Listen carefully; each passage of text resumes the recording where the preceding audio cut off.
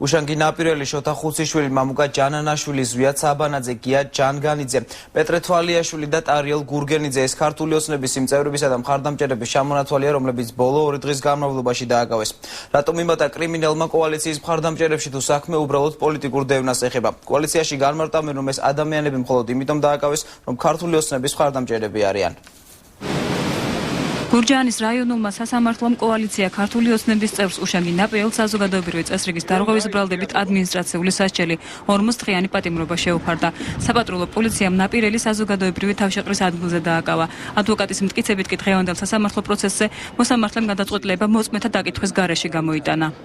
საზოგადოებრივი ადგილზე თავშეყრის ადგილზე ხულიგნობას ადგილი არ ქონია, რაც იგივე კითხვა-პასუხის დროს თვით პოლიციის თანამშრომლებს დაასტურა. 40 დღიანი პატიმრობა შეუფარდეს ქართული ოცნების კიდევ ერთ წევრს შოთა ხუციშვილს.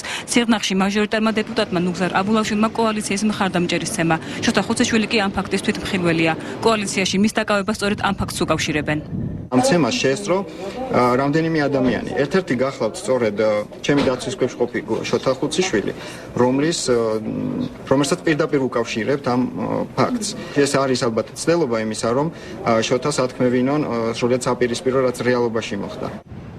გამთენის საკუთარ სახლში დააკავეს კოალიციის აქტივისტი მამუკა ჯანანაშვილი. მას საბრძოლო მასალის შენახვა ედება ბრალად. ჯანანაშვილი ყოფილი პოლიციელია და იარაღის ტარების უფლება აქვს. ქართული ოცნების კასპის ორგანიზაციაში აცხადებენ, რომ იარაღში ვაზნები თავად პოლიციელებმა ჩადეს.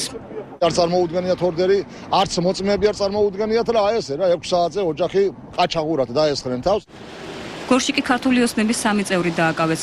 ზვიად საბანაძეს, გია ჯაგანიძესა და პეტრე თვალიაშვილს ადმინისტრაციულ სამართალ დარღვევაში ადანაშაულებენ. ჯაგანიძე და თვალიაშვილი გუშინ, ხოლო საბანაძე დღეს გამთენიისას დააპატიმრეს. ზონის კოორდინატორი იყო ერთ-ერთი ზვიად საბანაძე, რომელიც დღეს დააკავეს, გუშინ დააკავეს გია ჯანგანიძე და პეტრე თვალიაშვილი. ყველაზე უბედურება ის არის, რომ არ გვეუბნებიან თუ სად ყავთ ეს ხალხი. ქართული ოცნების გორის მაჟორიტარობის კანდიდატმა სოსო ვახტანგაშვილმა კოალიციის წევრების დაკავებები საგანგებო პრესკონფერენციაზე გააპროტესტა. 2 ტელეფონის ნომერი ფიქსირდება ყველა იმ ადამიანზე, ვინც განახორციელა დარეკვა და ესენი არიან ჩვენი აქტივისტები, რომლებსაც დაემუქრნენ, დააშინეს. ქართულ ოცნებაში ამბობენ, რომ თითოეული მათგანი უკანონოდ არის დაპატიმრებული.